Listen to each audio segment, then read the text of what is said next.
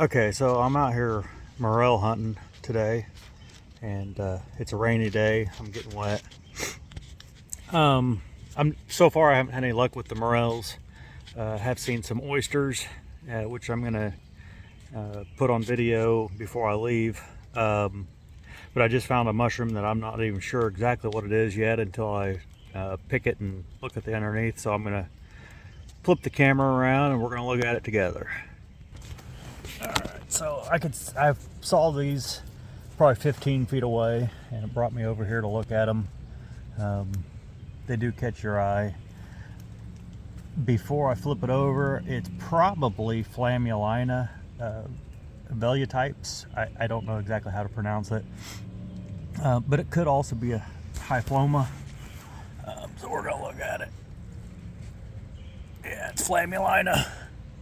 Those white gills give it away. Slimy cap, stark white gills. It's hard to focus on. These are edible. That's these fruit all through the winter. I'm in Indiana, if you didn't know, but they have fuzzy stems on them, and I'm just gonna throw that down. I'm gonna try to pick this one. Yeah, you can kind of see it. The stem or stipe, they get kind of dark, more towards the base. This one is kind of wet. It was down in the mud, so it's hard to see the fuzz. But velutipes is referring to the velvety stem. Enoki is a cultivated version of this mushroom.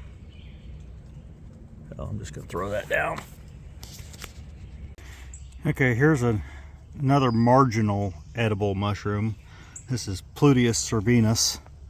It grows off of wood. It was growing up under here, and when I touched it, it just fell over. Anyway, it's got pink spores.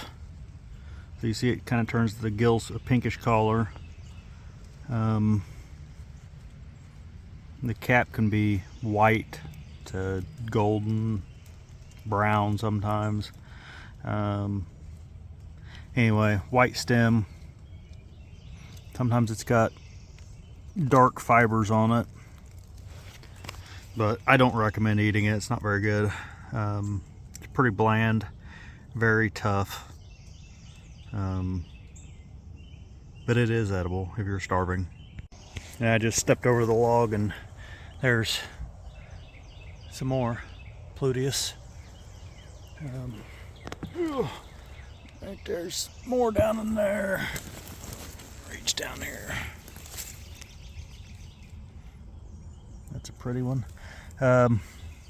Now, these are edible, like I say, but they do have a cousin that I find here in about a month that is hallucinogenic. Looks very much the same, except it will bruise blue. It's quite smaller also. It's closer to this size. This is actually a little bigger than they are. Alright, here's some more Pluteus. You see, these look different.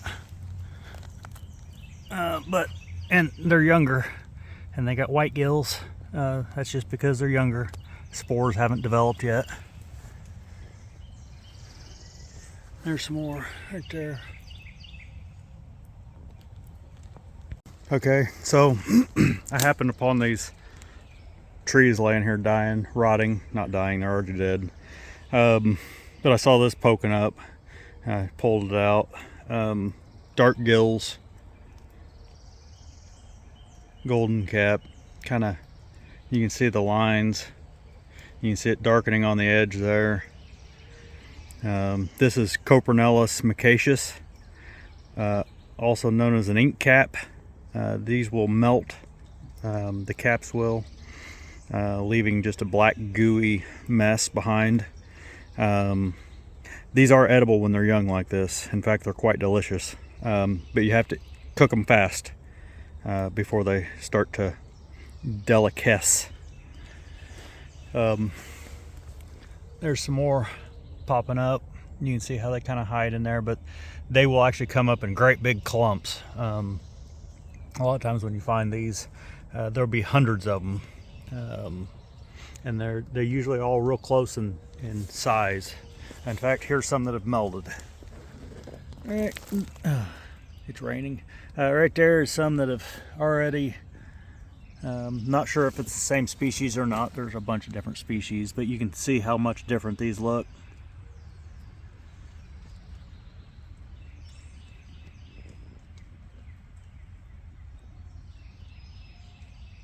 All that black stuff is what's left of the caps. Anyway, I don't know my polypores or artist brackets. I think that's probably in Ganoderma, but I'm not positive. It's beautiful and it's fresh. It's a good size too. All right, so keep an eye on the base of that dead tree. It's a whole lot easier to see them when you're in person, but that's basically what I could see from about 50 yards back from where I am now. That drew me over to this tree, and they're not very big. You can see they're kind of slick. And if you bend one or break one, you can see they've got gills, white gills. There's some bigger ones. These are oysters. Probably winter oysters. Pleurotus, ostreatus, I believe is the pronunciation. They smell fishy. They are a pretty good edible.